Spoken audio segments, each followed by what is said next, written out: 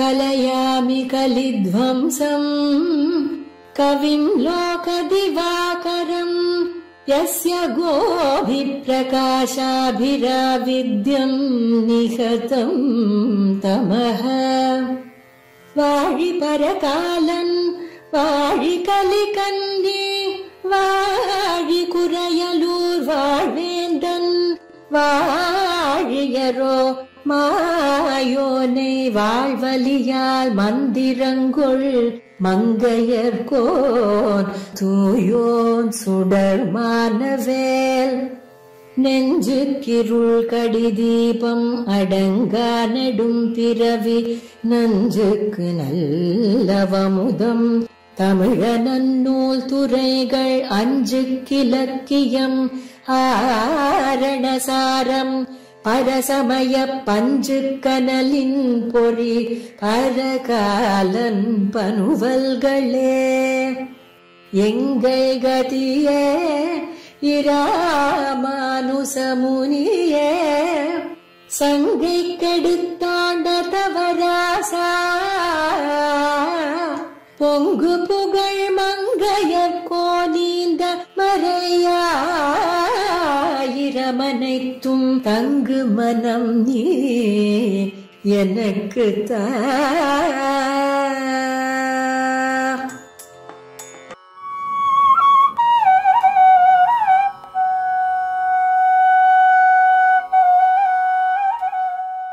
மாறன் பணித்த தமிழ் மறைக்கு மங்கையர்கோன் ஆரங்கம் கூற அவதரித்த வீருடைய கார்த்திகையில் கார்த்திகை நாள் இன்னென்னு காதலிப்பார் வாய்த்த மலர்த்தாள்கள் நெஞ்சே வாழ்த்து. திருமங்கையாழ்வார் அருளை செய்திருக்கக்கூடிய அற்புதமான திவ்ய கிரந்தம் திருமொழி என்கிற பெரிய திருமொழி என்று சொல்லப்படுகிற திவ்ய கிரந்தம். இதிலே திருமங்கையாழ்வார் அனைத்து திவ்ய தேசங்களிலும் சென்று சென்று அந்த எம்பெருமானை இந்த எம்பெருமான்களை அனுபவித்து இருப்பார். பார்க்கிற போது திருமங்கையாழ்வாருக்கு என்ன பெருமை அப்படின்னால் அர்ச்சாவதாரத்திலே உண்ணி இருப்பார் திருமங்கையாழ்வார் என்று காட்டப்படுகிறது. திருநெடுந்தாண்டக அவதாரிகையிலே சுகாதிகளும் முதலாழ்வார்களும் பரத்வத்திலே உண்ணி இருப்பார்கள் என்று சொல்லப்படுகிறது. அதற்கு மேலே பார்த்து வருகிற போது திருமங்கையாழ்வார் என்பவர் உகந்தருள நலங்களில் ஈடுபட்டிருப்பார் என்று காட்டப்படுகிறது. அவருக்கு திவ்ய தேசமே பிரதானமாக, அந்த எம்பெருமான்களே அர்ச்சாவதாரத் எம்பெருமான்களே பிரதானமாக காட்டப்படுகிறது. நீனிலா முத்தத்தே நின்னவள் நோக்கினாள் காணுமோ கண்ணபுரமென்னு காட்டினாள் என்று திருக்கண்ணபுரத்தெம்பெருமான் இல்லை திருக்கண்ணபுரமே தனக்கு உத்தேசியம் என்று காட்டியருளினார் இவர். அதில் பார்க்கிற போது இன்றைய தினம் நமக்கு அனுபவத்துக்கு இலக்காகக்கூடிய திருமொழியானது மூணாம் திருமொழி.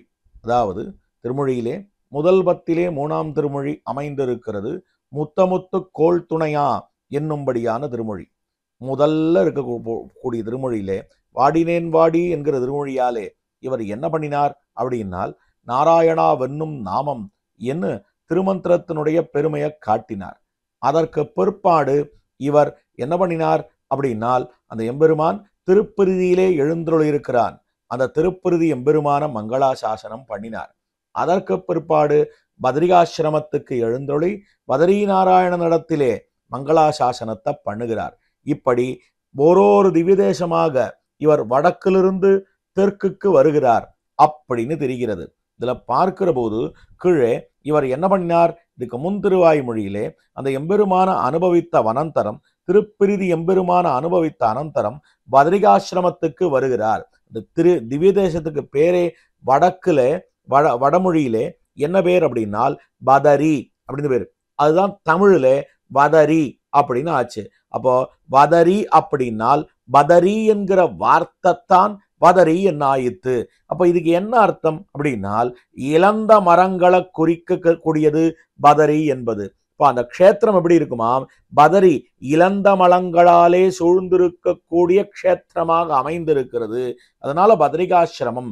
அதுவும் கூட ஆசிரமம் என்கிற சொல் ஏன் கூட சேர்ந்தது அப்படின்னால் பெருமான் நரநாரணனாய் உலகத்தரநூல் என்ன இவ்வுலகுக்கு உலகு உய்யவோனும் என்பதற்காக தானே ஆச்சாரியனாகவா தானே சிஷ்யனாகவும் எழுந்தருளியிருந்து இந்த க்ஷேத்திரத்துல தான் திருமந்திரத்தை வெளியிட்டருளினான் என்று காட்டப்படுகிறது. அதனால இந்த க்ஷேத்திரமானது பத்ரிகாசிரமம் என்று சொல்லப்படுகிறது. இதிலும் இந்த திருமொழியிலே பத்ரிகாச்சிராமத்துள்ளானே அப்படின்னு ஒரு திருமொழியிலையா, அடுத்தது வதரி வணங்குதுமே அப்படின்னு மற்றொரு திருமொழியிலையா. அதாவது வதரி வணங்குதுமேன்னு இங்க சொல்றார். இதுக்கு அடுத்த திருமொழியில வதரியாச்சிராமத்துள்ளானேன்னு அடுத்த திருமொழியில சொல்றார். அப்போ வதரி வேறு, வதரியாச்சிராமம் வேறு, பத்ரி வேறு, பத்ரிகாசிரமம் வேறு அப்படின்னு சில பேர் சொன்னார்கள். ஆனா அது நிர்வாகம் என்ன, அது நாம் ஏற்றுக்கொண்டதன்ன. பத்ரிகாசிரமமோ ரெண்டு ஒண்ணு என்ன நம் பெரியவர்கள் அறுதியிட்டு இருக்கிறார்கள். ஏனென்னால் அரங்கமாநகர் அமர்ந்தானே, அரங்கமாநகரத்துள்ளானே அப்படின்னு எல்லாம் அரங்கமாநகரம் அமர்ந்தானே இப்படின்னு ஒரு பதிகத்திலையா, இன்னொரு பதிகத்துல அணிபொழில் திருவரங்கத்தம்மானே அப்படின்னு இன்னொரு பதிகத்துல சொல்லுகிற போதோ அரங்கமாநகர் வேறு திருவரங்கம் வேறு அப்படின்னு சொன்னா அது ரெண்டும் எப்படி ஏத்துக்க முடியாதா? அது போலத்தான் பதரி வேறு பத்ரிகாசிரமம் வேறு அப்படின்னு சொன்னா அதையும் ஏற்றுக்கொள்ள முடியாது என்று அறுதியிட்டு காட்டி இருக்கிறார்கள். அப்ப இது ரெண்டும் ஒண்ணும். இதுக்கு அடுத்த திருமொழியான ஏனமுமாகி என்னும்படியான திருமொழியிலே ஸ்ரீ பத்ரிகாசிரமத்தெம்பெருமான காட்டுகிற போது ஸ்ரீ பத்ரி என்னும் பத்ரிகாசிரமம் என்னும் இரண்டு திருப்பதியாய் அப்படின்னு பெரியவாச்சான் பிள்ளை காட்டுகிறார். அப்ப இது ரெண்டு திருப்பதி தானே. ஏன்னா பெரியவாச்சான் பிள்ளையே பதரி வேறு பத்ரிகாசிரமம் வேறு அப்படின்னு காட்டினார் அப்படின்னு சில பேர் சொல்லக்கூடும். ஆனா அந்த இடத்துல என்ன அர்த்தம் காட்டப்படுகிறது அப்படின்னால் பதரின்றதும் பத்ரிகாசிரமம்ன்றதும் ஒன்றை இரண்டு திருப்பதியாக இவர் பாடியிருக்கிறார். அதாவது ஒரு திருப்பதியை இரண்டு திருப்பதியாக பாடியிருக்கிறார் என்று அப்படி அர்த்தம் கொள்ள வேண்டியது. எப்படி அர்த்தம் கொள்ள வேண்டியது? பத்ரிகாசிரமம் பதரியும் ஒண்ணுதான். ஆனா அந்த ஒன்றை பதரின்னா பத்ரிகாசிரமம்னா ரெண்டு திருப்பதியாக இவர் பாசுரம் பாடியிருக்கிறார். ஏன்னா ஒண்ணுத்துல பதரி என்பது அந்த மலையே குறிக்கும். அந்த எம்பெருமான் எழுந்தருளி இருக்கக்கூடிய அந்த மலை நாராயண மலை அப்படின்னு காட்டப்படுகிறது. அப்ப நரன் நாராயணன் இரண்டு மலைகள் உள்ளன. அதுல அந்த எம்பெருமான் எழுந்தருளி இருக்கக்கூடிய அந்த க்ஷேத்திரம் முழுக்கவே அந்த மலை முழுக்கவே பதரி அப்படின்னு பாடியிருக்கிறார். அதற்கு பிற்பாடு அவன் தனிப்பெரும் கோவிலோலே அந்த தானே ஆச்சாரியனாகவும் சிஷ்யனாகவும் எழுந்தருளி இருக்கக்கூடிய அவ்விடத்தை பத்ரிகாசிரமம் என்று அந்த தனிப்பட்ட சந்நிதிய பத்ரிகாசிரமம் என்று அடுத்த திருமொழியாலே காட்டுகிறார் அப்படின்னு கொள்ள கடவுது. அப்ப பார்க்கிற போது முதல் திருமொழியாலே நாராயணா என்னும் நாமம்னு அவனுடைய திருநாமத்தை காட்டினார். மேலான திருநாமம் நாராயண சப்தத்தை காட்டினார். அதற்கு அடுத்த திருமொழியாலே திருப்பிருதிய வணங்குகிறார். மூணாவது திருமொழி நாலாவது திருமொழி இது ரெண்டுத்தினாலையா பத்ரிகாசிரமத்தையா, அதாவது பதரி என்னும் பத்ரிகாசிரமம் என்னும் பத்ரிகாசிரமத்தெம்பெருமான வணங்கக்கூடிய நிலையாக அமைந்திருக்கிறது. அந்த எம்பெருமான் என்ன பண்ணினான் அப்படின்னு சொன்னால் எல்லாரும் உய்யவோனும் என்பதற்காக 3 ரகசியங்களை தானே வெளியிடுகிறான்.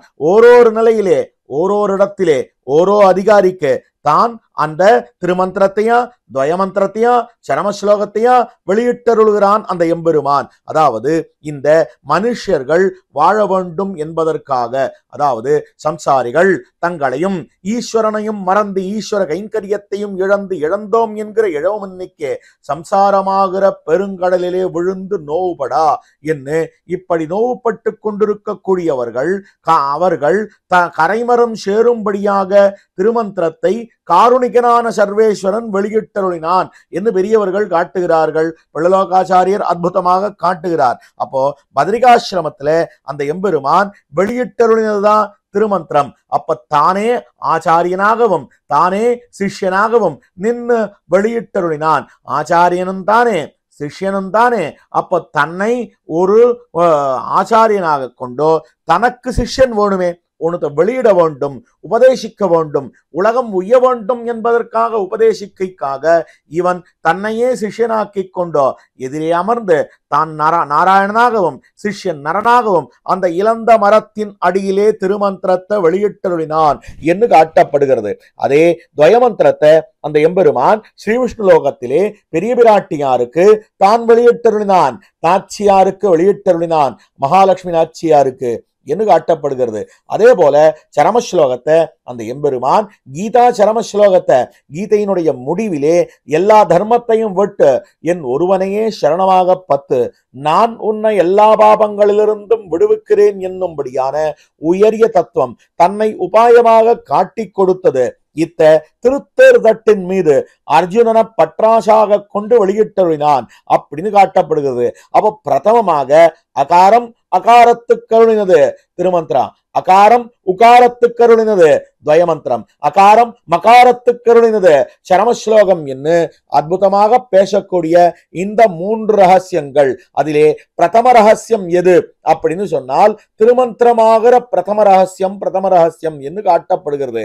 இந்த திருமந்திரம் தான் மூலமந்திரம், திருமந்திரம் தான் வசந்த மந்திரம். திருமந்திரத்துக்கு மேற்பட்ட பெற்ற தாயினும் ஆயின செய்யும் நலம் தரும் சொல்லை நான் கண்டு கொண்டேன் நாராயணாவென்னும் நாமம் என்று இந்த திருமந்திரத்தினுடைய பிரபாவத்தை தான் கீழே முதல் திருவாய்மொழியாலே இவர் காட்டினார். இவர் என்ன பண்ணினார் அப்படின்னு சொன்னால் அந்த எம்பெருமான வழிமறித்து வயலாளி மணவாளனை வழிமறித்து தான் வாழ கொண்டு வாழால் இவர் தான் மந்திரத்தை கொண்டார் என்று காட்டப்படுகிறது.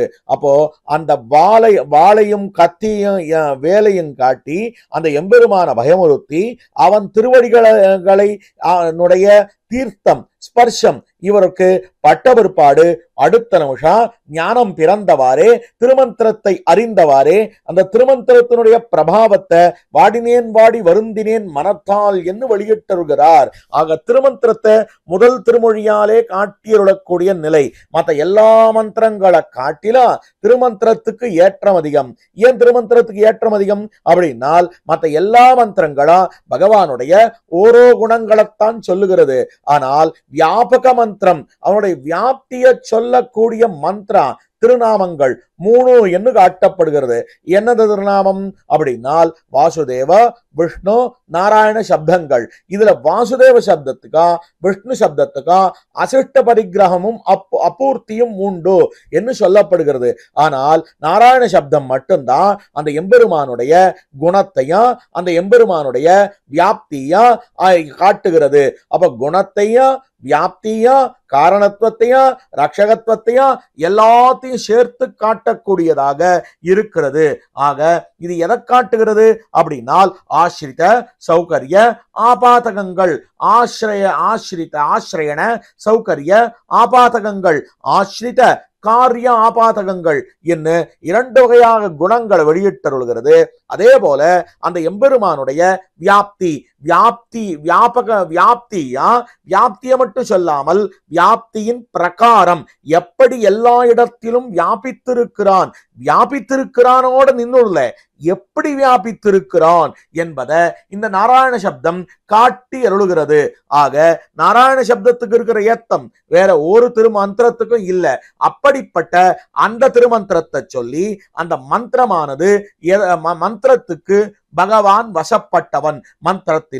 மந்திரத்தை தன் கர்ப்பத்திலே கொண்டிருக்கக்கூடிய பகவானை தன் கர்ப்பத்திலே கொண்டிருக்கக்கூடியது மந்திரம். மந்திரோ மாதா குரு பிதா என்று முதலிலே மாதாவான மந்திரத்தை சொல்லி அதற்கு பிற்பாடு மந்திர கர்ப்பிதனான அந்த எம்பெருமான சொல்லுகிறார். அதைத்தான் பிரிதிஷன் அடைநெஞ்சே என்று திருப்பிருதி எம்பெருமான அந்த மந்திரத்துக்கு உள்ளீடான வஸ்துவை அங்கே காட்டுகிறார்.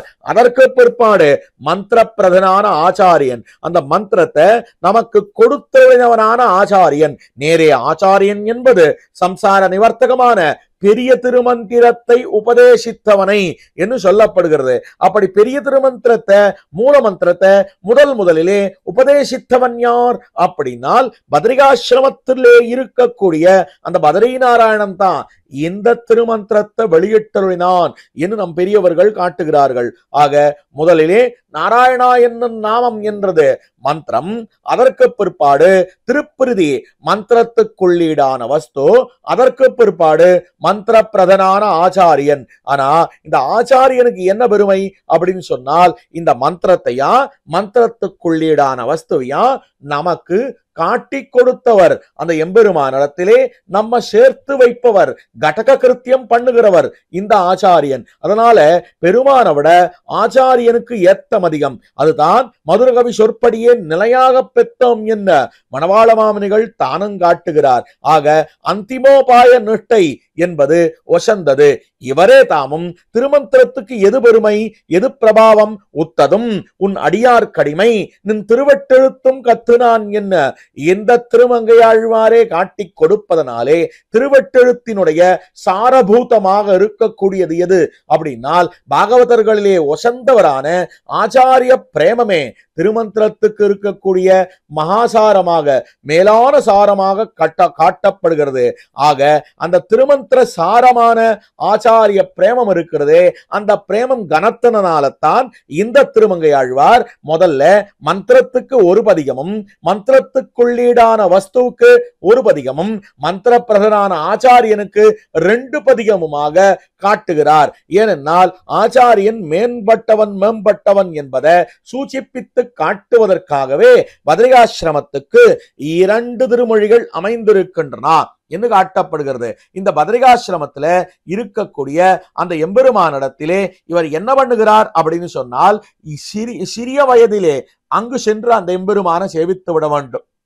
ஏனென்றால் வயது முதிர்ந்து விட்டால் அந்த எம்பெருமான போய் சேவிக்கிறதே கஷ்டம், வயது முதிர்ந்து விட்டால் இங்கேருந்து பக்கத்துல கொஞ்சம் தூரம் நகர்றதே கஷ்டம். அப்படி இருக்கிற போதோ பத்ரிகாசிரமம் வரைக்கும் யாராவது போவார்களா அப்படின்னால் போறது ரொம்ப கஷ்டமாகிவிடும். அதனால வெகு பரிசிரமப்பட்டு அவ்விடத்தை அடைய வேண்டும். ஆகையாலே சிறு வயதிலேயே எப்பொழுது சக்தி இருக்கிறதோ அப்பொழுதே சென்று சேவித்து விட வேண்டும் என்பதை காட்டும்படியாக அமைந்திருக்கக்கூடிய இந்த திருமொழி பத்ரிகாசிரமத்தெம்பெருமான வதரி வணங்குதுமே வதரி வணங்குதுமே வதரி வணங்குதுமே என்று 10 பாசுரங்களாலே முத்தமுத்து கோள் துணையா முன்னடி நோக்கி வளைந்து இத்தகால் போல் தள்ளிமெல்ல விருந்தங்களையாமுன் பெத்ததாய்ப்போல் வந்த பேச்சு பெருமலையோடு உயிரை வத்த வாங்கி உண்டாவாயான் வதரி வணங்குதுமே என்ன பாசுரத்தை தொடங்குகிறார். ஆக முதல் பாசுரம் தொடங்கி கடைசி பாசுரம் பரியந்தமாக ஓரோ பாசுரத்தினுடைய அனுபவத்தையா நாம் இப்பொழுதோ பெறப்போகிறோம். அடியேன் யதாசக்தி யதாபலம் யதாமதி விண்ணப்பிக்க இருக்கிறேன். கேட்டு இன்புற பிரார்த்திக்கிறேன். இதிலே முதல் பாசுரம் முத்தமுத்து கோல் துணையா முன்னடி நோக்கி வளைந்து, அதாவது பூர்த்தியாக இவனுக்கு கிழத்தனம் வந்து விட்டது. அதனால கிழத்தனத்துக்கு எது அடையாளம் அப்படின்னால், வயசானா இவனால தன்னுடைய 2 கால்களால நடக்க முடியறதில்ல, முதுகு கூன் வளைந்து விடுகிறது. அதனால இவனுக்கு எப்படி இருக்கிறது, ஒரு கோல் தேவைப்படுறது. அந்த கோல் இல்லைன்னா இவனால ஊன்றி நடக்க முடியவில்லை. அப்ப ஊன்றுவதற்கு ஒரு கோல் தேவைப்படுகிறது. அது இல்லைன்னா இந்த பக்கத்திலிருந்து அந்த பக்கத்துக்கு போக முடியல.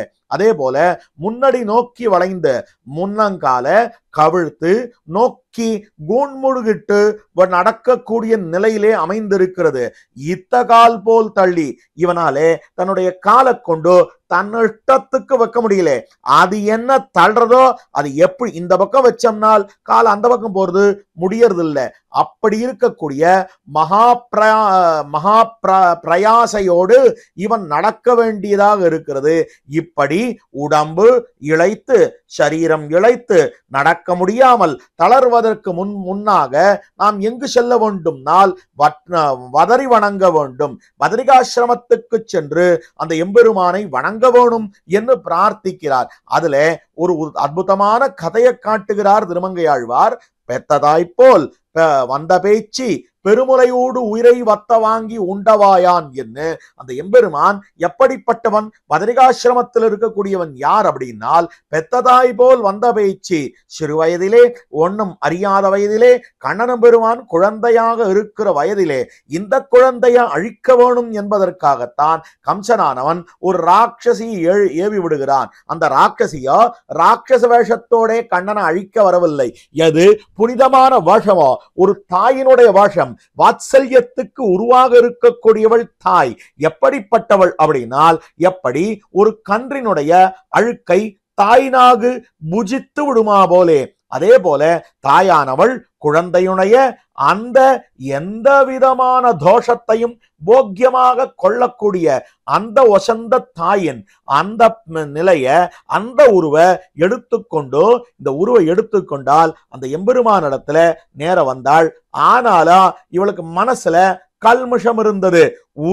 ஒரு தாயின் உரு அழகிய பெண் பிள்ளையின் அழகிய தாயினுடைய ஆனா மனசுல என்ன இருந்தது அப்படின்னால் வஞ்சம் இருந்தது. இதத்தான் பார்த்தார் கம்பர். இதை அப்படியே மாத்தி விட்டார் ஸ்ரீராமாயணத்துல. எப்படி மாத்தினார் அப்படின்னால், அங்க சூர்பனகையானவள் எப்படி வருகிறாள்? வால்மீகி சொல்றார், அவள் எப்படி வரான்னா, அவள் உருவானது எப்படி இருந்தது?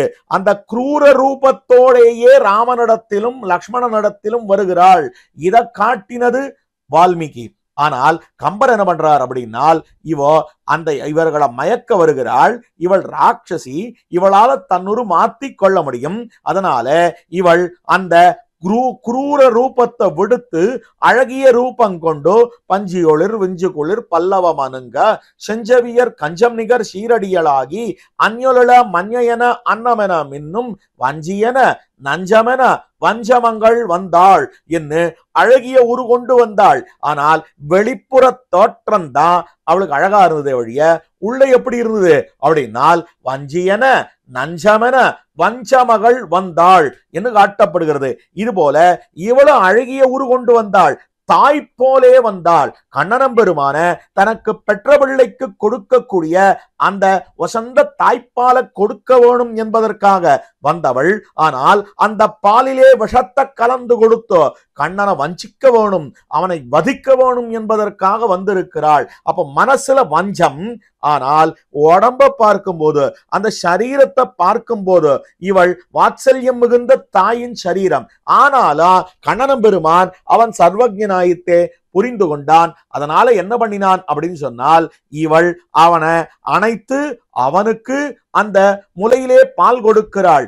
ஆனால அவன் வற்ற வாங்கினான். அந்த நஞ்சையும் உட்பட அவளுடைய இரத்தத்தையும் முழுமையாக உறிஞ்சி இருக்கிறான் பாலாக அந்த எம்பெருமான். அப்பொழுதோ அவள் முடியாமல் கீழே தளர்ந்து விழ அந்த மேனியானது அடுத்த நிமிஷம் அவள் உண்மையுருவோடே ஒரு ராட்சசியாக விழுந்து கிடந்தாள். அப்படி பேச்சு பெருமுலை உயிரை வற்ற வாங்கினான். அதாவது பெற்றதாய்ப்போல் வந்த பேச்சு பெருமுலையோடு உயிரை வத்த வாங்கி உண்டவாயான் என்று காட்டப்படுகிறது. அப்படிப்பட்டவன பதரிகாசிரமத்திலே வணங்க வேணும் என்று காட்டுகிறார். இதுல இன்னொரு வகையா வசந்த வகையா ஒரு ஐதிஹ்யம் ஒண்ணு காட்டப்படுகிறது. என்ன நடக்கிறது? அழகான சம்பவம். என்னவென்றால், நஞ்சியரானவர் என்ன பண்ணுகிறார் அப்படின்னால், சந்நியாச ஆசிரமம் ஸ்வீகரிக்கிறார். இப்படி சந்நியாசாசிரமம் ஸ்வீகரிக்க கூடியவன் என்ன பண்ண வேணும்னால், அந்த திருதண்டத்தை பார்த்து நீ எனக்கு துணையாக இருக்க வேண்டும், சகாமா கோபாயா என்று சொல்ல வேண்டும். நீ எனக்கு சகனாக, பிரிய சகனாக, தோழனாக நீ என்றும் துணையாக இருக்க வேணும் என்று காட்டி இருக்கக்கூடிய நிலை. அப்படி அவர் பார்த்தாரா, இப்படி உத்தமாசிரமையா இருக்கிற போது இந்த முக்கோலை பார்த்து, அச்சித்தத்துவமான இந்த 3 கோள்கள், இந்த முக்கோலை பார்த்து நீ எனக்கு துணையாக இருக்க வேண்டும்னு சொல்ல வேண்டி இருக்கிறது. நமக்கு யார் துணை வஸ்துதா அப்படின்னு பார்த்தால், நமக்கு துணையாக இருக்கக்கூடியவன், என்றும் இருக்கக்கூடியவன் யார் என்னால், சர்வசக்தனாய் பரமசேதனாய் இருக்கக்கூடிய அந்த எம்பெருமானையே துணையாக கொண்ட வேண்டும், கொள்ள வேண்டும். அப்ப நமக்கு கதி வேறில்லை அந்த எம்பெருமான தவிர்த்து என்று காட்டப்படுகிறது. அப்படிப்பட்ட எம்பெருமான கதியாக கொள்ள வேண்டி இருக்க, மேலான கதியாக கொள்ள வேண்டி இருக்க, ஆனால் சாஸ்திரம் விதித்திருக்கிறதுன்ற காரணத்துக்காக ஒரு கோலை துணையாக கொள்ள வேண்டி இருக்கிறதே, ஒரு கோலை துணையாக கொள்ள வேண்டி இருக்கிறதே என்று இவர் வருத்தப்பட்டார் என்று காட்டப்படுகிறது. அதுதான் எப்படினால், இது ஏன் இந்த இடத்துல காட்டப்படுகிறதுனா, எப்படி வயசானவன் முத்தமுத்து கோல் துணையா என்ன பகவான துணையாக கொள்ள வேண்டி இருக்க, ஒரு கோல துணையாக வயதானவன் கொள்ள வேண்டி இருக்கிறதா, அதுபோல நமக்கும் நாமும் ஒரு சன்னியாசி, ஆனா நம்ம சன்னியாசாசிரம ஸ்வீகாரமே பகவத் கைங்கரிய ரூபமாக இருக்க வேணும்னு, ஆனாலும் அவன துணையாக கொள்ள வேண்டி இருக்கிற நாம் இன்று இந்த கோல துணையாக கொள்ள வேண்டி இருக்கிறதே அப்படின்னு காட்டுகிறார். இன்னொரு ஐதிஹ்யமும் இந்த இடத்துல சொல்றது உண்டு.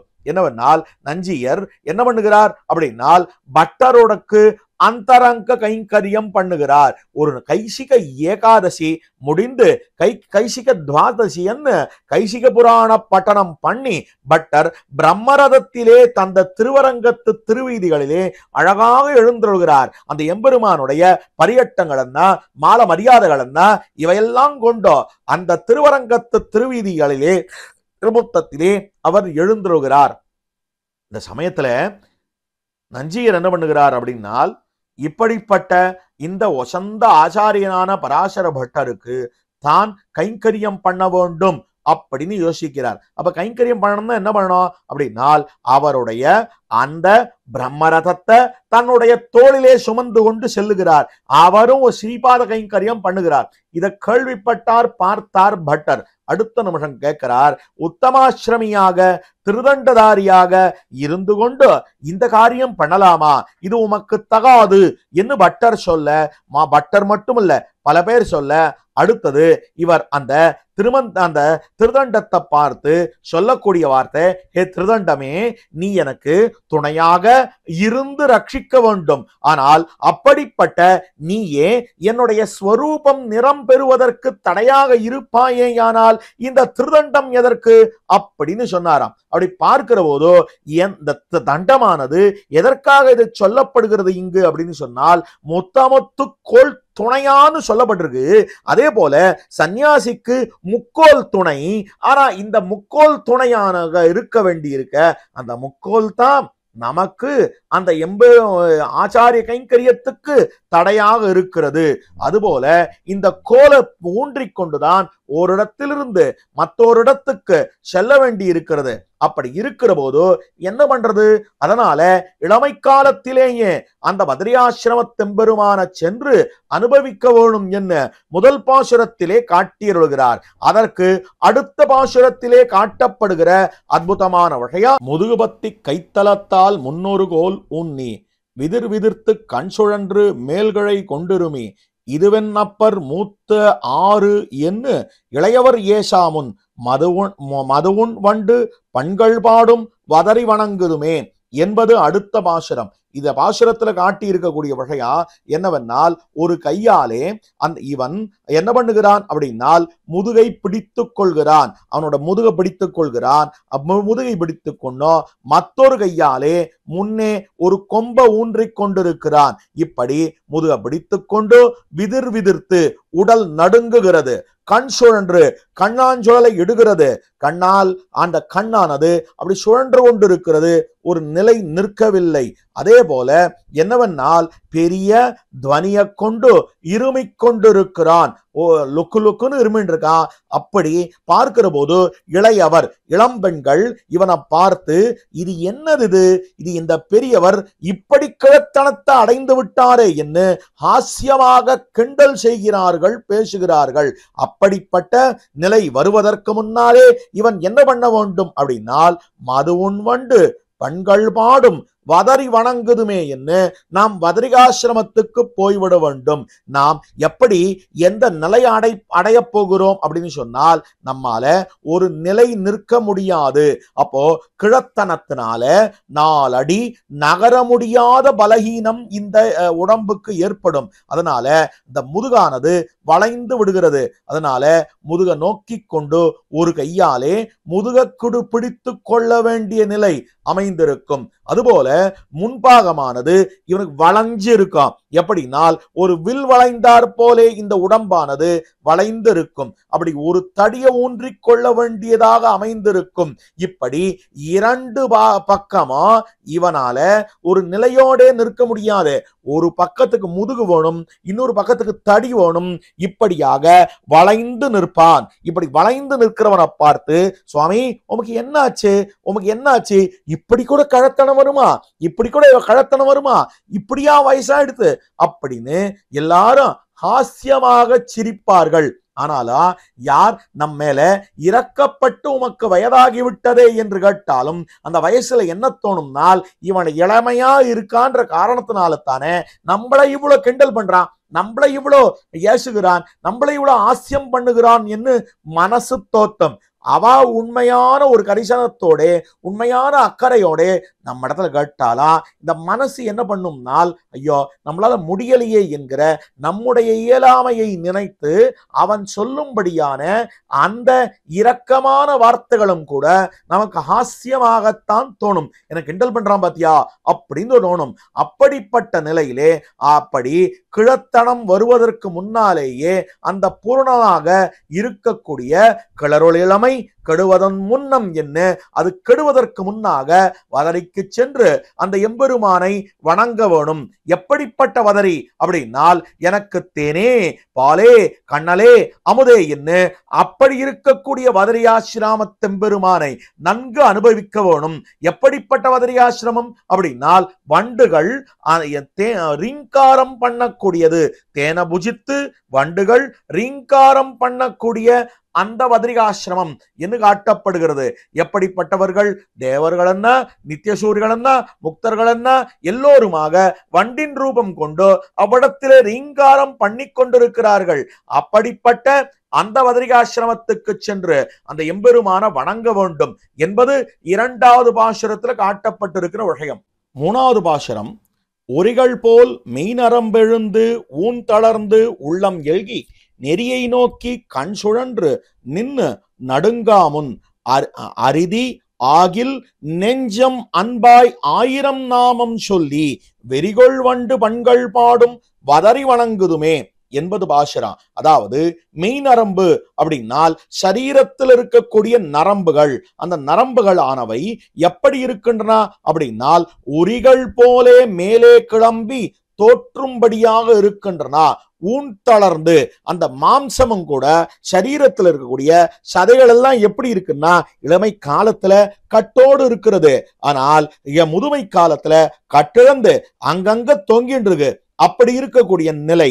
அப்போ உள்ளம் எல்கி நெஞ்சானது மனசானது சிதிலமடைகிறது.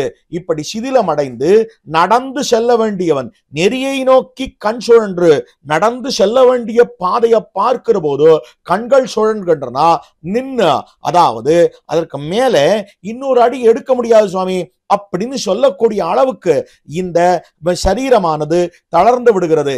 இப்படி நடுங்குவதற்கு முன்னாக நீ எங்கே சொல்ல வேணும் சொன்னால், 1000 நாமம் சொல்லி நெஞ்சம் அரிது ஆகில் அன்பாய், மனசே நீ விவேகியாக இருந்தாயேயானால் அரிதியாகில் நெஞ்சம் அரிதியாகில் அன்பாய், அந்த பக்தியோட அந்த எம்பெருமானுடைய 1000 திருநாமங்களை சொல்ல வேண்டும், சகசிரநாமத்தையும் சொல்ல வேண்டும். எல்லா திருநாமங்களையும் சொல்லிக்கொண்டு பத்ரிகாசிரமத்துக்கு சென்று அந்த எம்பெருமானை வணங்குவாயாக.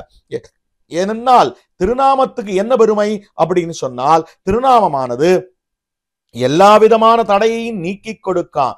எல்லாருக்கும் திருநாமம் வேணும் என்று காட்டப்பட்டிருக்கிற விஷயம். அதாவது இதுதான் குலந்தரும் என்கிறபடியே எல்லா அபேட்சிதங்களையும் கொடுக்கும். திரௌபதிக்கு ஆபத்திலே புடவை சுரந்தது திருநாமமிரே அப்படின்னு காட்டினதுனால குலந்தரும் செல்வம் தந்திடும் இவரே கீழே காட்டி நலம் தரும் சொல்லை நான் கண்டுகொண்டேன் நாராயணாவென்னும் நாமம்னு சொன்னதுனால அப்படி அந்த திருநாமங்களை சொல்ல வேணும் என்று காட்டியருளுகிறார். யார் யாருக்கு திருநாமம் தேவைன்னா எல்லாருக்கும் திருநாமம் தேவை.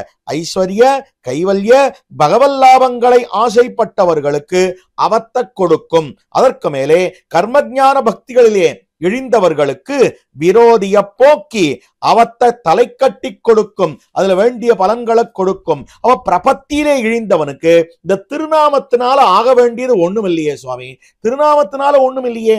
ஏனென்றால் பிரபத்தியிலே பகவானையே உபாயமாக கொண்டவனுக்கு அவன் திருநாமமும் உபாயம் இல்லையே, அவனுக்கு எதுக்கு திருநாமம் அப்படின்னு சொன்னால் ஸ்வரூப ஞானத்தை உண்டு பண்ணும் இந்த திருநாமம். அதற்கு மேலே ஸ்வரூப ஞானத்தை உண்டு பண்ணி அதற்கு மேலே காட்டியிருக்கக்கூடிய வகையா அந்த நலம் தரும் சொல்லானது காலக்ஷேபத்துக்கும் போகத்துக்கும் ஹேதுவாக இருக்கும், காரணமாக இருக்கும். இது உபாயமா இல்லைன்னாலா இந்த பிரபத்தியிலே பகவானையே உபாயமாக கொண்டவனுக்கு அந்த ஸ்வரூபம் விகசிக்கும்படியான நிலையை கொடுத்து காலக்ஷேபத்துக்கு காலத்தை பொழுதுபோக்கணுமோ இல்லையா, சரீரத்துல ஆத்மா உள்ளந்தனையா இவன் இந்த பொழுத போக்கணுமே, நற்பொழுதாக போக்க வேணும்னு சொன்னால் அவனுடைய திருநாமத்தை கொண்டே இந்த பொழுத போக்கலாம்னு காட்டி இருக்கிறபடியாலே இந்த திருநாமத்தினுடைய பெருமைய இப்பாசுரத்தாலே திருமங்கையாழ்வார் அற்புதமாக காட்டி எழுகிறார். அடுத்த பாசுரா காட்டி இருக்கக்கூடிய வகையா பிழைசேர கண்ணெடுங்கி பித்தழ முத்திருமி தாள்கள் நோவ தம்மில் முட்டி தள்ளி நடவாமுன் காளையாகி கண்ணுமைத்து குன்னெடுத்து அன்னு நின்னான் வாழைபாயும் தன் தடம் சூழ் வதறி வணங்குதுமே என்னும்படியான பாசுரா. இந்த பாசுரத்துல காட்டி இருக்கக்கூடிய வகையா இந்த கண்ணானது பச்சை நிறத்துல மாறிடுதோ, பசையத்து இருக்கிறது. இந்த கண்ணு எப்படி ஆகிவிட்டது அப்படின்னு சொன்னால் பசையத்து கிடக்கக்கூடிய அந்த கண்கள் பித்து எழ பித்தம் மேலெழுகிறது. அதற்கு மேலே முத்த கிழத்தனம் அடைந்து இருமி இரும்பல், அவனை தாங்க முடியாத இரும்பல். அதற்கு மேலே கால்கள் தாள்கள் தம்மில் முட்டினோவா என்ன கால்கள் எப்படி இருக்கின்றன, ஒன்றோடு ஒன்று தாக்கி கொள்ளும்படியாக. அது ரெண்டும் தனித்தனியா இல்லையா, இவனுக்கு ரெண்டும் ஒன்னா எடுத்து இப்படி இடிச்சுன்னு இருக்கு, தனக்கு தானே நிலையத்து போகிறது. தள்ளி நடவாமுன் தடுமாறி நடப்பதற்கு முன்னாலே முன்னொரு காலத்திலே காளையாகி கண்ணுமேய்த்து இனிதுகந்த காளா என்னும் என்ன இவரே காட்டுகிறார். அந்த எம்பெருமான் கண்ணுமைக்கிறான், இவன் காளையாக இருக்கிறான் என்று காட்டப்படுகிறது. அப்படி இளம்பிள்ளையாக அந்த எம்பெருமான் ஒரு காளையாக இருந்து கொண்டோ கண்ணுமைத்து குன்னெடுத்து அதற்கு மேலே குன்னுகுடையா விடுத்தாய் குணம் என்கிறார் போலே இந்த எம்பெருமான் என்ன பண்ணுகிறான் அப்படின்னு சொன்னால் குன்னமேந்தி குளிர்மழை காத்தவன் அன்னு ஞாலமளந்த பிரான் ஆக குன்னமேந்துகிறான், அந்த மலையை ஏந்துகிறான் என்று குன்னுகுடையா வெடுக்கிறான். அப்படி எடுத்தவன் குன்னெடுத்து நின்னான் வாழைபாயும் தன் தடம் சூழ் வாழை மீன்களான குதித்து பாழும்படியான அந்த தடங்கள் இருக்கக்கூடிய பதரி என்னும்படியான திவ்ய தேசத்தை வணங்குகிறேன் என்று காட்டி இருக்கக்கூடிய வகையா. அப்போ இந்த திருவாய்ப்பாடியில இடையர்கள் எல்லாரா என்ன பண்ணுகிறார்கள் அப்படின்னு சொன்னால் அந்த எம்பெருமானுடைய அற்புதமான சரித்திரத்தை பார்க்கிறார்கள்.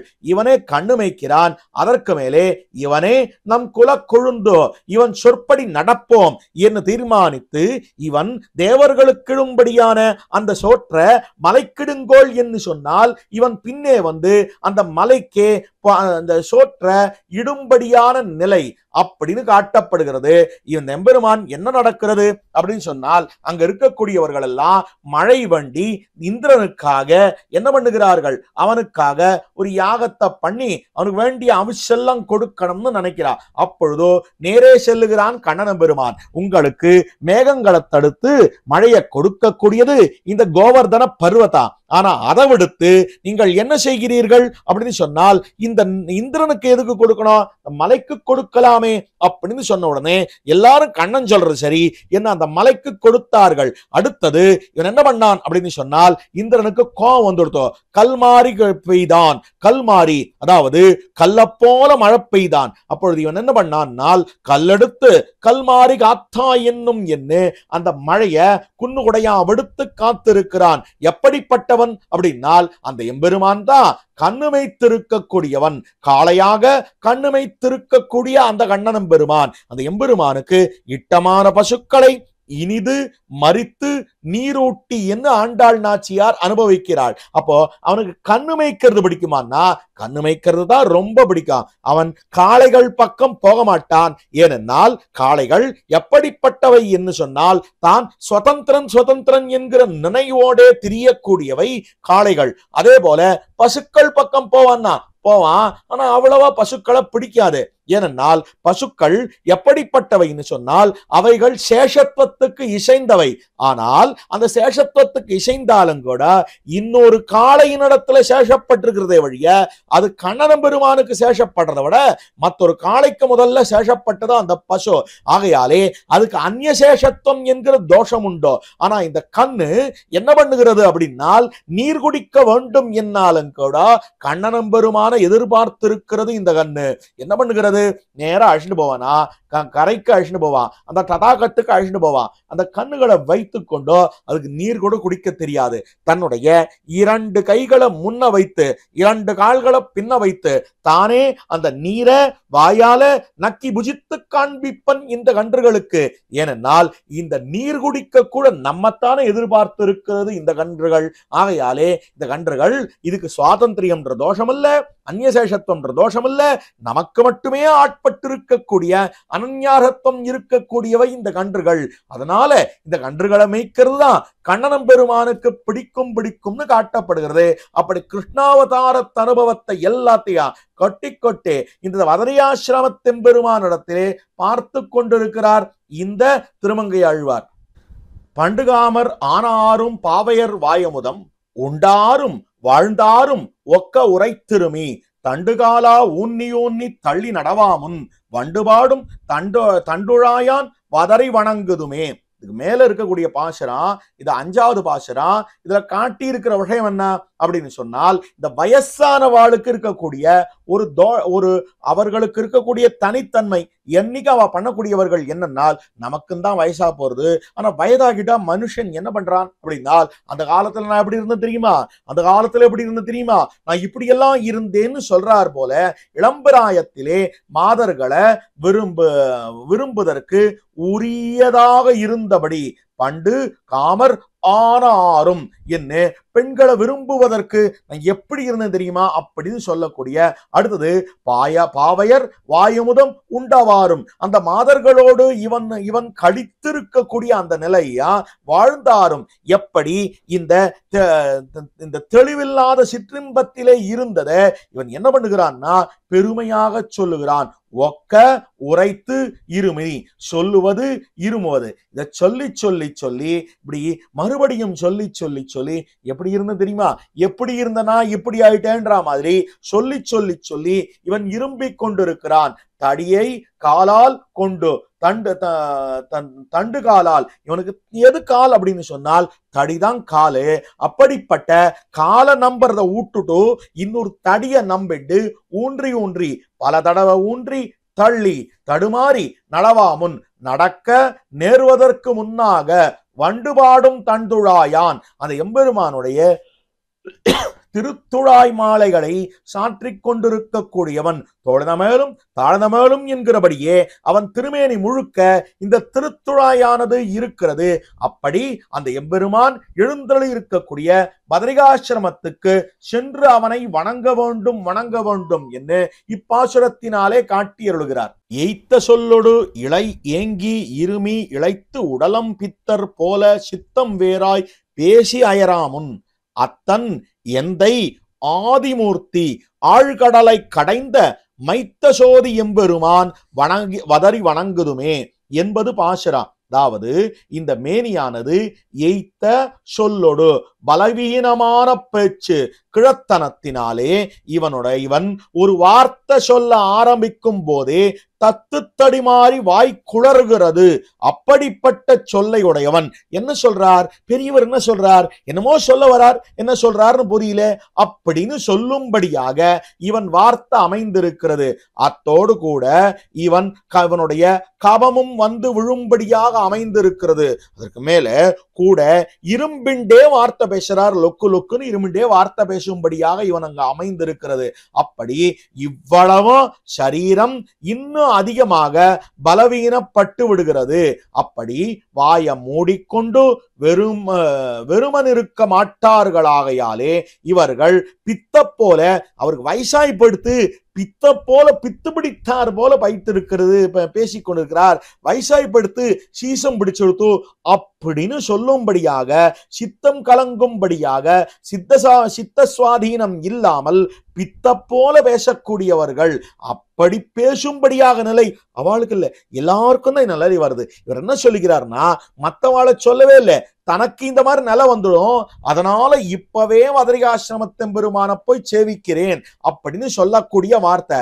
அந்த பேச்சா பொறும்படியாக இல்லை, யாரும் பொறுக்க முடியாத இருக்கிறது.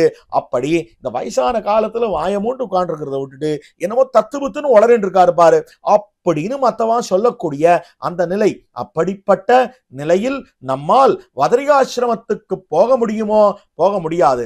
ஆகையாலே அத்தன்னு சொன்ன என்ன அர்த்தம் அப்படின்னால், சர்வசுவாமியாக இருக்கக்கூடியவன், எந்தை எனக்கு தந்தையாக இருக்கக்கூடியவன், ஆதிமூர்த்தி, உலகுக்கு கடலாக, உடலுக்கு மூலகுக்கும் அவன் தலைவனாக இருக்கக்கூடியவன். அடுத்தது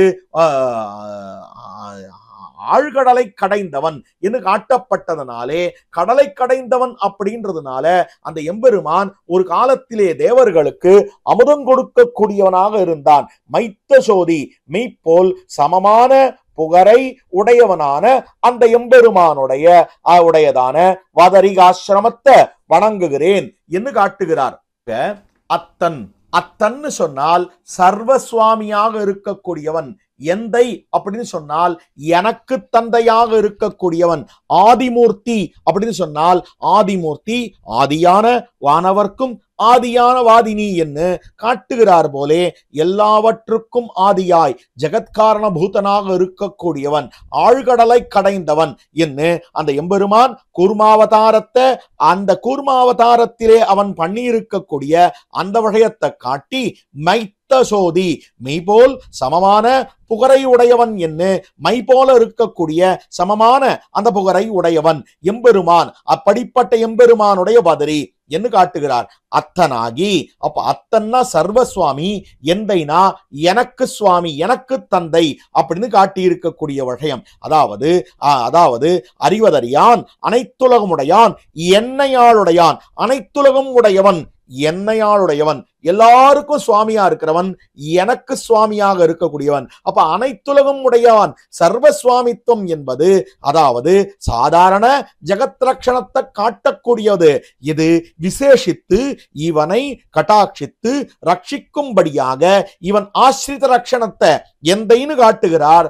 ஆக எந்தை தனக்கு சுவாமியாக இருக்கக்கூடியவன், ஆதிமூர்த்தி என்னால் ஈஸ்வரனுடைய காரணத்துவம், அனைத்துக்கும் ஆதியாக வித்தாய் முதலில் சொடையாமே என்று அனைத்துக்கும் வித்தாக இருக்கக்கூடியவன் அந்த எம்பெருமான், அபின்ன நிமித்த உபாதான சககாரி காரணமாக இருக்கக்கூடிய அந்த எம்பெருமான், எல்லாவற்றுக்கும் முதலாக இருக்கக்கூடியவனான அந்த எம்பெருமான். அதாவது ந பிரம்மா நேசானஹா ஏகோஹவைர் நாராயணாசீத் ந பிரம்மா நேசானஹா என்று இருக்கக்கூடியவன், இனியறிந்தேன் ஈசர்க்கும் நான்முகர்க்கும் தெய்வம் என்று இருக்கக்கூடியவன், நான்முகனை நாராயணன் படைத்தான், நான்முகனும் தான்முகமாய் சங்கரனை தான் படைத்தான் என்பது ஆதிமூர்த்தி என்னால் அளவாகுமோ என்று ஆழ்வார் காட்டினாரே.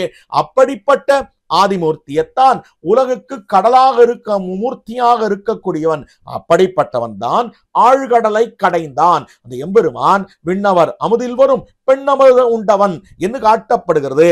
அந்த எம்பெருமான் ஆழ்கடலை கடைந்தான், தனக்கான பிராபியத்தை பெருகைக்காக தானே முயன்று கடைந்திருக்கிறான் என்று காட்டப்பட்டது.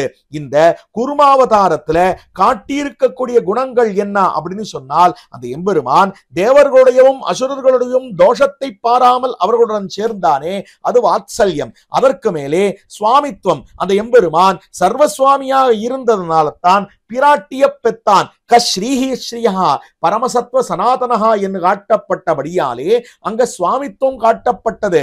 சௌசீல்யம் அதாவது உயர்வு தாழ்வு பாராமல் இவர்களோடு சேர்ந்து கலந்தான் இல்லையா, தேவர்களோடும் அசுரர்களோடும் தன்னை ஒரு ஆளாக காண்பித்துக் கொண்டான். காரார் வரை நட்டு நாகம் கயிறாக பேராமல் தாங்கி கடைந்தான்னு காட்டப்பட்டபடியாலே அங்கு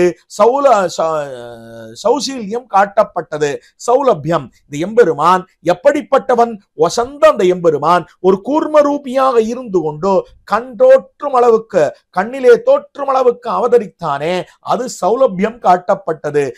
வாத்சல்ய சுவாமித்வ சௌலபிய சௌசீல்யங்கள், அதற்கு மேலே இவனே தேவதாந்தரியாமியாகவும் இவனே இந்த ராட்சசர்களுக்கு அந்தர்யாமியாகவும் இருந்து கொண்டு, இவனே பிருத்தாகவும் இருந்து கொண்டு, இவனே கூர்மமாகவும் இருந்து கொண்டு, இவனே அந்த மந்திர மலையாகவும் அந்தர்யாமியாக இருந்து கொண்டு, இவனே வாசுகி பாம்புக்கும் அந்தர்யாமியாக இருந்து கொண்டதனாலே இது ஞான சக்திகளுக்கு உபலட்சணம். ஆக வாத்சல்ய சுவாமித்வ சௌலபிய சௌசீல்ய ஞான சக்திகளோட இருக்கக்கூடிய ஒரு ஆசிரிதன் அவனை அடைய வேண்டும் என்பதற்கு இருக்கிற போது அதற்கு வேண்டிய குணங்களோடு, அவனுக்கு அருள வேண்டிய குணங்களோடும் இருக்கக்கூடிய அந்த கூர்மாவதாரத்தை தான் ஆழ்கடலை கடைந்த மைத்த சோதி அந்த எம்பெருமானுடைய திருமேனி கருத்திருக்கிறது. மைய போல இருக்கக்கூடிய திருமேனி. அப்படிப்பட்ட எம்பெருமான் இருக்கக்கூடிய இடம் எதுனால் வதரிகாசிரமம் என்று காட்டியருள்கிறார். பப்ப அப்பர் மூத்தாறு பாழ்ப்பது சீத்திரளை ஒப்ப ஐக்கள் பேத உந்தமர் காண்மின் என்று செப்பு நேர்மென் கொங்கை நல்லார் தாம் சிரியாத முன்னம் வைப்பும் நங்கள் வாழ்வும் ஆனான் வதரி வணங்குதுமே. இது அடுத்த பாசுரம். அதாவது இந்த பாசுரத்துல காட்டி இருக்கக்கூடிய விஷயம் என்ன அப்படின்னு சொன்னால், சீத்திரளை ஒப்பா, இந்த உடம்புல இன்ஃபெக்ஷன் வந்துடுத்துனா சீ பிடிச்சிடும்னு சொல்றா பாருங்க. அந்த சீத்திரள் அதற்கு மேல ஐகள் கோழையானது இவனுக்கு உந்தி தள்ளுகிறது. இவனை மிகவும் அதிகரித்து இவனுக்கு மேல பேச முடியாத செப்பு போன்ற மெலிய முலைகளை உடைய பெண்மார்கள். அப்படி செப்பு நேர் மென்கொங்கை நல்லார். அப்படி பெண்கள் என்ன பண்ணுகிறார் அப்படின்னால், அப்பா இந்த பெரியவர் இருக்காரே அப்படிப்பட்டவருக்கு எவ்வளவு மோசமான கிழத்தனம் வந்துடுத்தோ அப்படின்னு தங்களோடு உறவு இல்லாமல் பக்கத்துல இருக்கிற பெண் பிள்ளைய பார்த்து ஆசியமா உங்காள் வந்துட்டார் பாரு, உன் உறவுக்காரர் வரார் பாரு அப்படின்னு. ஏன்னா இவர் இளமையா இருக்கிற வரைக்கும் இவர் நம்மாள் இவர் நம்ம சேர்ந்தவர்னு சொல்லுவார்களாம். ஆனா வயதாயிடுத்துன்னா இவர் நம்ம சேர்ந்தவர்கள் என்று சொல்லுவதற்கு அவமானப்பட்டு ஒன்ன சேர்ந்தவர்கள் உந்தமர் காண்மின் என்ன அடி உங்களோட உறவுகாரர் வந்து விட்டார், ஐயங்கார பாரு, உன் உறவுள்ள ஐயங்கார பாருன்னு சொல்ற அளவுக்கு அப்படி சிரியாத முன், அதாவது அப்படி சிரிப்பதற்கு முன் நாங்கள் வைப்பும் வாழ்வும் ஆனான் வதரை வணங்குதுமே. வைப்புன்னா என்ன, வாழ்வுனா என்ன? வைப்புன்னா நமக்கு நிதி போல இருக்கக்கூடியவன், வாழ்வுன்னா அந்த எம்பெருமான் தான் நம்மை வாழ்விப்பவன் என்று காட்டப்படுகிறது. அப்போ அந்த எம்பெருமான சொல்லுகிற போது எல்லாருக்கும் நிதியாக, நிதியினை பவளத்தூணை என்ன எல்லாருக்கும் நிதியாக இருக்கக்கூடிய அந்த எம்பெருமான் எப்படிப்பட்ட நிதி, அதைத்தான் கூறத்தாழ்வான் தான் காட்டுகிறார். காஞ்சி தேவப்பெருமாளை சொல்லுகிற போது ஸ்ரீநிதிம் நிதிமவாரமர்த்தினாம் அர்த்திதார்த்த பரிதான தீட்சிதம் என்று காட்டியிருப்பதனாலே நிதியாகவே இருக்கக்கூடியவன் நமக்கு அந்த எம்பெருமான். அந்த நிதிதான் நமக்கு வாழ்வு கொடுக்கிறது. இந்த நம்ம சம்பாதிக்கிற இந்த காசு பணமாகிற நிதி நம்ம வாழ்விக்கவே இல்லை. எது வாழ்விக்கிறது அப்படின்னு சொன்னால், ராமனாகிற நிதியை தேடித்தான் தன் அனைத்து நிதிகளையும் விட்டு இந்த இளைய பெருமாள் பின்போனான். அதுபோலத்தான் தனக்கு இருக்கக்கூடிய புத்திரர்களையும் பெண்டு பிள்ளைகளையும் விட்டு மேலே வந்து நின்றான் அந்த விபீஷணன். அதாவது தியக்த்வா புத்ராம்ச தாராம்ச என்ன அனைத்தையும் விட்டு வந்து மேலே வந்து நின்றான். ஏனென்றால் தனக்கு நிதி இந்த புத்திரர்களோ பெண்டு பிள்ளைகளா செல்வங்களா ராஜ்யமா கிடையாது. பரித்யக்தா மயாலங்கா என்ன எல்லாவற்றையும் விட்டு மேல வந்து நின்னான். அவனைத்தான் ஸ்ரீமான், அந்தரிக்ஷ கதஹா ஸ்ரீமான். அப்ப அவனுக்கு இருக்கிற நிதி என்ன? ராமனுக்கு மேற்பட்ட நிதி அவனுக்கு இல்லையே. இதுக்கு மேல நிதி கிடைக்க போகிறது. எது நிதி? ராமனாகிற நிதி. அதுபோல பதரிகாசிரமத்துல நமக்கு நிதியாக வைப்பாக இருக்கக்கூடியவன் அந்த எம்பெருமான். ஆக உபாயமாக வைப்பாக இருக்கிறான் நிதி. அதற்கு மேலே வாழ்வு. எது வாழ்வு? எது மேலான வாழ்வு? அந்த எம்பெருமானுக்கு பண்ற கைங்கரியம் உபேயமாக இருக்கக்கூடியதும் அவனே. புல்லை காட்டி அழைத்து, வைப்பை காட்டி அழைத்து, புல்லை இடுவாரை போலே, வாழ்வை கொடுப்பாரை போலே. அப்போ தன்னை காட்டி, வைப்பான தன்னை காட்டி, வாழ்வான தன்னையே கொடுக்கிறான் அந்த எம்பெருமான். அப்போ ஆறும் பேரும் அவனே என்கிற விஷயத்தைத்தான் இவ்விடத்திலே காட்டி அருளுகிறார். ஈசிப்போமின் ஈங்கு இரேல்மின் இருமி இழைத்தீர் உள்ளம் கூசியிட்டீர் என்று பேசும் குவளை கண்ணியரால் நாசமான பாசம் விட்டு நல்நெறி நோக்கல் உரில் வாசம் மல்கு தண்டுழாயான் வதறி வணங்குதுமே என்ன பாசுரம். இந்த பாசுரத்துல காட்டி இருக்கக்கூடிய விஷயம் என்ன அப்படின்னால், இரும்பல். இவனுக்கு என்ன ஆகிறது அப்படின்னு சொன்னால், இரும்பல் இழைப்புமாக ஆனீர்கள் அப்படின்னு சொல்றா. அதாவது என்ன, இப்படி இரும்பலும் இழைப்புமா இருக்கீர், இருமிண்டே இருக்கீரே அப்படின்னு நெஞ்சு கூச பெற்றீர்கள், உள்ளம் கூச பெற்றீர்கள் என்னும் போமின் அப்பால் ஒழிந்து போங்கள். இந்த பக்கம் போங்க, சீச்சி அந்த பக்கம் போங்க அப்படின்னு சொல்லக்கூடிய இங்கே இருக்கக்கூடாது. இங்கு இரேல் மின் என்ன பேசும், இப்படி அவமரியாதையாக பேசும்படியான அழகிய கண்களை உடைய மாதர்களிடம், அப்படி இருக்கக்கூடிய வயசான நம்மள சீண்ட கூட முடியாம மாட்டாத அந்த பெண்களிடமா இந்த பாசத்தை வைத்தோம் என்கிற அந்த நாசமான பாசம் விட்டு ஸ்வரூப நாசத்தை விளைவிக்கும்படியான அந்த பாசம். இந்த பாசம் என்ன பண்றது அப்படின்னு சொன்னால், தாயே தந்தை என்னும் தாராமே கலை மக்கள் என்னும் நோயே என்ன, அப்படி நோயாக இருக்கக்கூடிய பாசம் என்று காட்டப்படுகிறது. இப்படிப்பட்ட இருக்கக்கூடிய அந்த பாசம் பொய் நின்ன ஞானம், பொல்லா ஒழுக்கு, அழுக்குடம்பு, இதெல்லாத்தையும் விட மோசமானது ஆபாச பந்துக்களிடத்திலே இருக்கக்கூடிய அந்த பாசம். அதை விட்டுவிட வேண்டும். அதாவது அந்த எம்பெருமானுடைய அந்த அழகு, அந்த குணங்கள் இது மனசுல தோத்தித்தேயானால் மார்பால் மனம் சுழிப்ப மங்கையர்தோள் கைவிட்டு. அப்போ மங்கையர்தோள் கைவிடுகை எப்பொழுதுனா அந்த எம்பெருமான் பால் மனம் சுழிப்பா என்று காட்டப்படுகிறது. அப்படி அந்த எம்பெருமானிடத்திலே மனமானது போக வேண்டும் என்னால் நமக்கு இந்த தோஷ தரிசனம் வேணும். அதாவது இந்த விஷயங்களுடைய தோஷம், எதுக்கு விஷயத்தினுடைய தோஷத்தை காட்டி காட்டி இவ்வளவு துன்பம் கொடுக்கிறான் அப்படின்னு சொன்னால், இந்த பாசமோ அது நாசம் பண்ணக்கூடியதுன்றத புரிய வைக்கிறதுக்காகத்தான் இந்த விஷயஸ்பர்ஷத்தினுடைய தோஷத்தை காட்டி கொடுக்கிறான். அவனுடைய குணங்களை பார்த்து அவனிடத்திலே நாம் செல்லுவதை விட இதனுடைய தோஷத்தை பார்த்தா அதை விடணும், அவன் குணத்தை பார்த்து அவனிடத்துல சேரணும். அதனால நாசமான பாசம் விட்டு என்ன ஸ்வரூப நாசத்தை விளைவிக்க கூடியவை. அதனால தான் மாரநேரி நம்பி என்ன பண்ணினார் அப்படின்னால், அதாவது தேவர்களுக்கிடும் புராடாசத்தை நாய்க்கிடாதே கொள்ளீர் என்ன இத்தத்தான் அந்த பெரிய நம்பிகளிடத்திலே சொல்லி, இந்த உடம்பானது எப்படிப்பட்ட சரீரம் அப்படின்னால் ஆச்சாரிய கைங்கரியத்திலேயே திளைத்திருக்கக்கூடிய சரீரம்.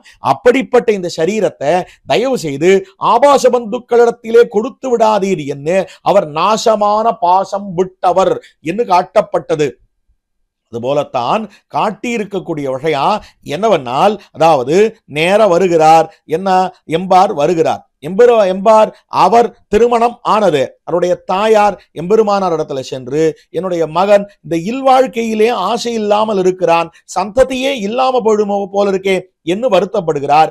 எம்பெருமானார் அவரை நீர் லோக மரியாதைக்காக இன்று நாள் கூடியிரும்னு சொல்ல அடுத்த நாள் வந்து கேட்கிறார். எம்பெருமானார் இடத்துல வரார் எம்பார். எம்பெருமானார் கேட்கிறார், ஏன் சுவாமி சந்தோஷமாக இருந்தீரா அப்படின்னு கேட்டால், அந்தர்யாமி பரிமளிக்க அழிச்சாட்டியம் கூடுமோ என்று சொன்னார். அவர்தான் நாசமான பாசம் விட்டவர் என்று காட்டப்படுகிறது. இப்படி இருக்கக்கூடிய நிலையிலே ஸ்வரூப நாசத்தை விளைவிக்க வல்லதான ஆபாச பந்துத்வத்தை விட்டு, ஆபாசமான பாசத்தை விட்டு, ஆசா பாசங்களை விட்டு என்று காட்டி இருக்கக்கூடிய விஷயம். நாசமான பாசம் விட்டுன்னா பந்துத்துவம் மட்டும் இல்ல, எல்லா விஷயத்திலையும் இருக்கக்கூடிய, ஆங்கிலத்துல சொல்லணும்னால் அட்டாச்மெண்ட்டை விட்டுட்டோமே ஆனால் வாழ்க்கையில ஒரு பிரச்சனையும் இல்லை. என்னன்னால் வாழ்க்கையில ஏன் பிரச்சனை வருதுன்னால், இது என்னுடையது, இவர்கள் என்னுடையவர்கள் என்கிற அந்த மமகாரத்தால்தான் வாழ்க்கையில பிரச்சனை வருது. அதனால்தான் கண்ணன் என்ன சொல்றான், கர்த்திருவ தியாகம், பல தியாகம், மமதா தியாகம், இது மூணுத்தையும் பண்ணணும்னு கண்ணன் சொல்றது காரணம் என்ன அப்படின்னால், அந்த சேர்க்கையோடு பாசத்தோடு ஒரு விஷயத்தை செஞ்சால் அடுத்த நிமிஷம் பதட்டம் தான் மிஞ்சுமே தவிர வேறொன்னும் மிஞ்சாது. அப்படிப்பட்ட நாசமான பாசத்தை விட வேண்டும் என்று நல்நெறி நோக்கல் உரில், நல்ல வழி போக வேணும் என்று நினைத்தீர்களே ஆனால் வாசம் மல்கு தண்டுழாயான் வதரை வணங்குதுமே, பரிமளத்தோடு இருக்கக்கூடிய அந்த முடிய கொண்டிருக்கக்கூடிய அந்த வதரி ஆசிராமத்தெம்பெருமானை வணங்குங்கள் வணங்குங்கள் என்று காட்டுகிறார். புலன்கள் நெய்ய மெய்யில் மூத்து போந்திருந்து உள்ளம் எல்கி கலங்க ஐக்கள் போத உந்தி கண்டபிதத்தாமுன் அலங்கல் ஆய தண்டுழாய் கொண்டு ஆயிரம் நாமம் சொல்லி வலங்கொள் தொண்டர் பாடி ஆடும் வதரி வணங்குதுமே என்பது பாசுரா. அதாவது மெய்யில் சரீரத்தில் புலன்கள் நெய்ய, மெய்வாய் கண்மூக்கு செவி இந்த இந்திரியங்கள் எல்லாம் சிதிலமடையும்படியாக மூத்து கிழத்தனம் அடைந்து போந்திருந்து, அதாவது நால்வர் இருக்கும் இடத்தில் தலை காட்ட முடியாமல் தனியா உட்கார்ந்துருக்க வேண்டியதா இருக்கு. இவர் பெரியவர், இவர் தனியா தான் இருக்கணும், என்ன பண்றது அப்படின்னு இருக்கக்கூடிய நிலை. உள்ளம் எல்கி, நெஞ்சு அந்த கலங்கி, இந்த வயசாயிடுத்துனாலே மனசுல ஒரு கலக்கம் ஏற்பட்டுடுத்தோ. ஐக்கள் போத உந்தி, கோழைகள் அதிகமாக இருக்கக்கூடிய உமிழ்நீர்கள் வரும்படியான அந்த வயிறு கண்ட நெஞ்சில் தோன்றினவற்றை கண்ட விஷயத்தெல்லாம் நினைக்க தோன்றது மனசு. பிதத்தாமுன், அப்படி பிதத்துவதற்கு முன்னால, அப்படி மனசுல பட்டதெல்லாம் என்னத்தையோ உளறின்னு இருக்கிறதுக்கு முன்னால வளம்கொள் தொண்டர், சிறந்த பாகவதோத்தமர்கள் இருக்கக்கூடிய அலங்கள் ஆய தண்டுழாய் கொண்டு மலையாக தொடுக்கப்பட்ட திருத்துழாய் மாலையை கொண்டு அந்த எம்பெருமானுடைய 1000 நாமங்களை அனுசந்தித்து பாடி ஆடும் வதரை வணங்குதுமே.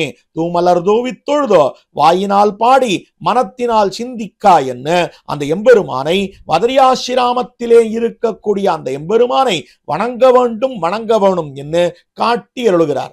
வண்டு தன்தேன் உண்டு வாழும் வதரி நெடுமாலை கண்டல்வேலி மங்கைவேந்தன் கலியன் ஒலிமாலை கொண்டு தொண்டர் பாடி ஆட கூட்டிடில் நீழ்விசும்பில் அண்டமல்லால் மத்து அவர்க்கு ஓர் ஆட்சி அறியோமே என்பது கடைசி பாசுரா பலஞ்சொல்லும் பாசுரமாக அமைந்திருக்கிறது. வண்டுகளானவை தன் தேன் உண்டு வாழும் வதரி, அதாவது குளிர்ந்த தேனை பருகி வாழும்படியான அந்த பத்ரிகாசிரமம் என்கிற க்ஷேத்திரம் நெடுமாலை, அங்கே இருக்கக்கூடிய அந்த எம்பெருமான் ஆசிரிதர்கள் மேலே மயக்கமே வடிவெடுத்தவனாக இருக்கக்கூடியவன் அந்த சர்வேஸ்வரன் விஷயமாக நெடுமால் என்று காட்டப்படுகிறது. கண்டல் வேலி மங்கவேந்தன் கலியன், தாழைகளை வேலியாக கொண்ட திருமங்கையாழ்வார், அந்த திருமங்கை மன்னன் என்று சொல்லக்கூடிய இந்த ஆழ்வார் ஒலி அவர் அருளி செய்திருக்கக்கூடிய இந்த சொல்மாலையாகிற இதை தொண்டர் பக்திமான்கள் பாடி ஆட கூடிடில், அதாவது பாடிக்கொண்டா ஆடிக்கொண்டும் அனுபவிக்க பெற்றால் அப்படிப்பட்ட மகான்களுக்கு நெழ்விசும்பில் அண்டமல்லால் பரமாகாசத்திலே உள்ள பரமபதத்தை தவிர வேறொரு இடமல்லை, ஆட்சி அறியோமே, வேறொரு நோக்கம் பொருத்தமல்ல என்று காட்டி இருக்கக்கூடிய விஷயம். ஏனென்றால் இதுல இந்த இப்படிப்பட்ட திருமொழியினுடைய இந்த பெரிய திருமொழியினுடைய இந்த பதியத்தினுடைய தாத்பரியத்தை உணர்ந்து கொண்டோ இப்பாசுரங்களை பாடி ஆடுமவர்களுக்கு எது பெருமை எது பலன் அப்படின்னு சொன்னால் பரமபத பிராப்தியே பலன் என்று காட்டப்பட்டிருக்கிற விஷயம். ஏனென்றால் ஆச்சாரியனிடத்தில மிகவும் எவனொருவன் பிரேமத்தோட அவரோடு சம்பந்தம் பெற்றிருக்கக்கூடிய ஒருத்தன் அவனுக்கு பரமபத பிராப்தி நிச்சயம் என்று காட்டப்படுகிறது. அதைத்தான் இந்த மந்திர பிரதனான ஆச்சாரியனான பதரிகாசிரம தெம்பெருமான நாம் தொழுதோமேயானால் நமக்கு பெரும் பலன் என்ன அப்படின்னு சொன்னால், பதரிகாசிரம தெம்பெருமான் எதை காட்டி கொடுத்தான்? சம்சார நிவர்த்தகமான பெரிய திருமந்திரத்தை காட்டி கொடுத்தான். அப்படி சம்சார நிவர்த்தகமான பெரிய திருமந்திரத்தை காட்டி கொடுத்தவனை வணங்கினால் அந்த பெரிய திருமந்திரத்தினாலே ஏற்படும் பலனாக இருக்கக்கூடியது பரமபத பிராப்தி, அது கிட்டிவிடும் என்று காட்டப்படுகிறது. அவன் ஆச்சாரியனாக இருந்து வெளியிட்டருளினான். அந்த எம்பெருமான் இவனே தானே, இந்த எம்பெருமான் தானும் ஆச்சாரியத்துவத்தை ஆசைப்பட்டிருக்கும். அதனால்தான் தானே ஆச்சாரியனாக இருந்து திருமந்திரத்தை வெளியிட்டருளினும் கீத சொன்னதும் திருத்தேர் தட்டின் மீது ஆச்சாரியனாக இருந்து வார்த்தை சொன்னதும் காட்டப்படுகிறது. ஆக ஆச்சாரிய சிஷ்ய பரம்பரையிலே பிரதமாச்சாரியனான அந்த எம்பெருமானை நோக்குவோமே ஆயின் நமக்கு அண்டமில் பேரின்பம் திண்ணம் திண்ணம் திண்ணம் என்ன இந்த பதிகத்தை தலை கட்டுகிறார் இவர். ஆக இங்கு காட்டியிருக்கக்கூடிய வகையா இளையாமுன் ஏசாமுன் நடுங்காமுன் தள்ளி நடவாமுன் பேசி அயராமுன் சிரியாத முன்னம் என்ன இப்படி இவரே அருளி செய்து வந்தாரே. ஆக இது பரோபதேசமா தனக்குத்தானே சொல்லுவதா அப்படின்னால் தனக்குத்தானே சொல்லுவதுதான். ஆனாலும் கூட தன்னை ஒரு பற்றாசாக வைத்து மற்றவர்களுக்கு தன் மூலமாக இவர் உபதேசிக்கிறார் என்னும் கொள்ள வேண்டும். ஆக இது பரோபதேசமாகவும் கொள்ள வேண்டும், தன்னுடைய அனுபவமாகவும் கொள்ள வேண்டும் என்று காட்டியிருக்கக்கூடிய வகையா. ஆக இவர் உபதேசிக்கும்படியான இடங்களில் தோறும் இவர் உபதேசித்தாலும் கூட மற்றவர்களுக்கு அந்த எம்பெருமான உபதேசித்தாலும் கூட சுவானுபவம் அங்கு அமைந்திருக்கிறதே. தில்லை திருச்சித்திரகூடம் சென்னு சேர்மின்களே, திருநறையூர் மணிமாடம் சேர்மின்களே, இந்த இடத்துல எல்லாம் இவர் பரோபதேசம் பண்ணினாலும் கூட தில்லைநகர் திருச்சித்திரகூடத்தையா திருநறையூரையா மணிமாடக்கோலியா தான் அனுபவித்துத்தான் பரோபதேசம் பண்ணுகிறார். அதுபோல பரோபதேசத்திலே சுவானுபவம் அமைந்திருக்கிறார் போலே இங்கு சுவானுபவத்திலே பரோபதேசம் என்று காட்டியிருக்கக்கூடிய விஷயம்தான் முத்து கோல் துணையா என்னும்படியான இந்த பதிகத்தினுடைய அர்த்தா. இந்த பதிகத்தை இந்த திருமொழிய இங்கு விண்ணப்பிக்க வேணும் என்ன ஸ்ரீ சுவாமியினுடைய நியமனம். அந்த நியமனானுகுணமாக ஏதோ ஒரு சில வார்த்தைகளை பிதத்தி இருக்கிறேன். இதுல திவலையாவது நன்மை இருக்குமேயாயின் அது சுவாமியினுடைய அருளன்னி அவருடைய நிருகேத்துக கிருபையன்னி வேறொன்னில்லை. இதுல ஏதேனும் குத்தங்குறைகள் நிச்சயம் மொத்தமுமே குத்தங்குறைதான். ஏதோ இங்கொன்னும் அங்கொன்னுமாக மணல் சோத்திலே கல்லாராய்வார் உண்டோ என்ன இந்த மணல் சோத்திலே கல்லாராயாமல் சுவாமியினுடைய கட்டாட்சத்தையே எல்லோரும் பற்றாசாக கொண்டோ இந்த சிறியவனை அருள வேணும் என்று சொல்லி பயனன்னாகிலும் பாங்கல்லராகிலும் செயல் நன்னாக திருத்தி பணிகொள்வான் என்னுமா போலே அடியனையும் திருத்தி பணிகொள்ள வேணும்படியான பிரார்த்தனையோடு அமைகிறேன். ஸ்ரீமதே ரம்யஜாமா திருமுனீந்திராய மகாத்மனே ஸ்ரீரங்க வாசினே பூயாத்து நித்யஸ்ரீர் நித்யமங்கலம். பற்பமெனத்திகள் பைங்கழலும் தன் பல்லவமே விரலும் பற்பமென திகழ் பைங்கழலும் தன் பல்லவமே விரலும் பாவனமாகிய பைந்துவராடை பதிந்த மருங்கழகும் பாவனமாகிய பைந்துவராடை பதிந்த மருங்கழகும் முப்புரி நூலோடு முன் கையில் ஏந்திய முக்கோல் தன்னழகும் எப்பொழுதும் யதிராசன் வடிவழகு என் இதயத்துள்ளதால் இல்லை எனக்கெதிர் இல்லை எனக்கெதிர் இல்லை எனக்கெதிரே இல்லை எனக்கெதிர் இல்லை எனக்கெதிர் இல்லை எனக்கெதிரே இல்லை எனக்கெதிரே இல்லை எனக்கெதிரே இல்லை எனக்கெதிரே